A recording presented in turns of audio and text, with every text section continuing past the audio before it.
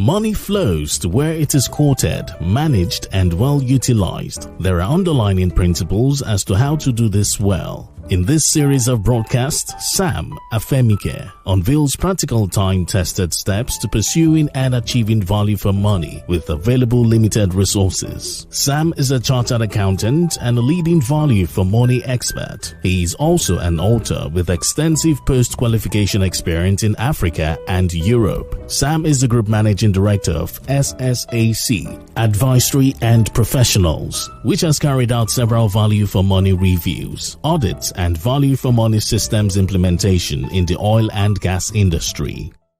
Welcome to Corporate Value for Money with Sam Afemikhe, series number 3. Now, it is understood that value for money is obtaining best value from project, program, or transaction. It therefore means that corporate entities have to execute projects successfully on a continuous basis in order to survive, be profitable, and grow sustainably, just as public sector entities have to execute projects or programs successfully in order to deliver services at best value.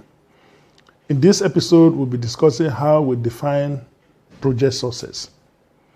The ultimate purpose of project management, as earlier indicated, is to create a continuous stream of project successes that generate improved value for all stakeholders. This is important to corporate and national development, the surest way being to create employment, improve living standards, reduce poverty. But how should we define success of each project?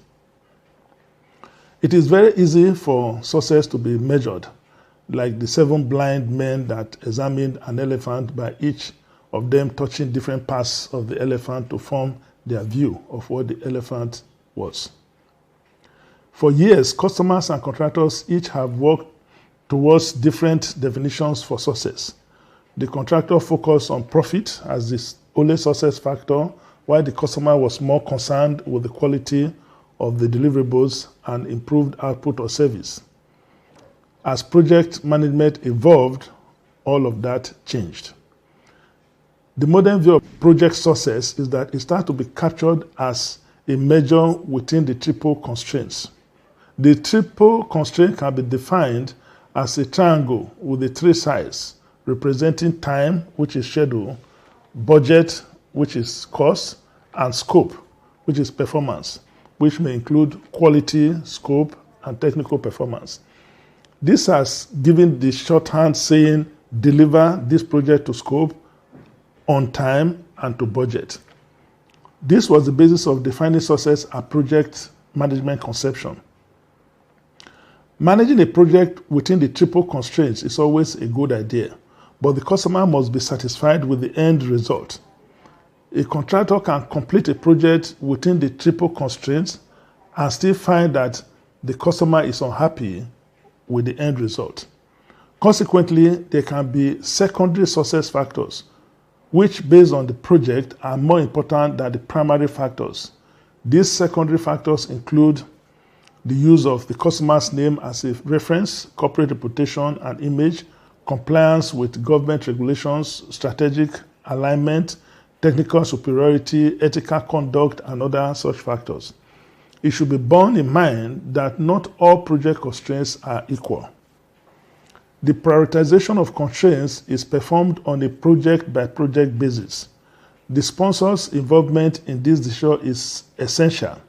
For example, years ago at Disneyland, at Disney World, project manager designed and built the attractions as the theme park having 6 constraints: time, cost, scope, safety, aesthetic value, and quality. Modern project management applies a success criteria based on critical success factors rolled into the following collection of actions. First is success criteria. It's established by agreement.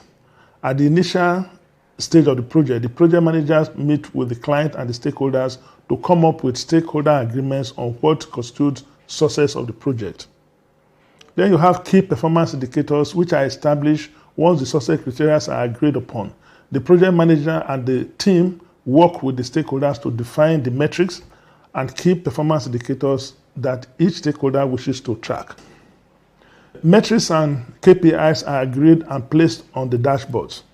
This is the hardest part of the whole thing because not all team members or strategic partners may have the capability or skills to measure all of the KPIs. Benchmarking helps companies compare practices and performance with peers and competitors to identify the best practices that result in the best achievable performance.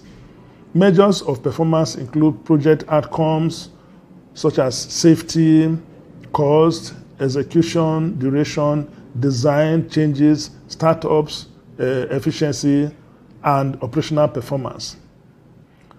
All these are put in a dashboard to aid real-time reporting, which is also designed at this stage. Once the KPIs and measurement techniques are identified, the project manager, along with the appropriate project team members, design a dashboard for each stakeholder. Some or all of the KPIs in the dashboard will be updated periodically, whereas others may be updated on a real-time basis. Governance is very important to successful project delivery. Once the above steps are taken, critical decisions will have to be supervised by the governance board, which includes key stakeholders. Successful execution and operation of projects that meet the tenets of value for money is the only way to ensure that an organization is meeting its objectives. Understanding what makes a project successful is the key to organizational progress. This is important if we must do the right things and do things right to be able to do more with less and obtain best value. You can. If you have applied the value for money principles, please do watch out for the next episode.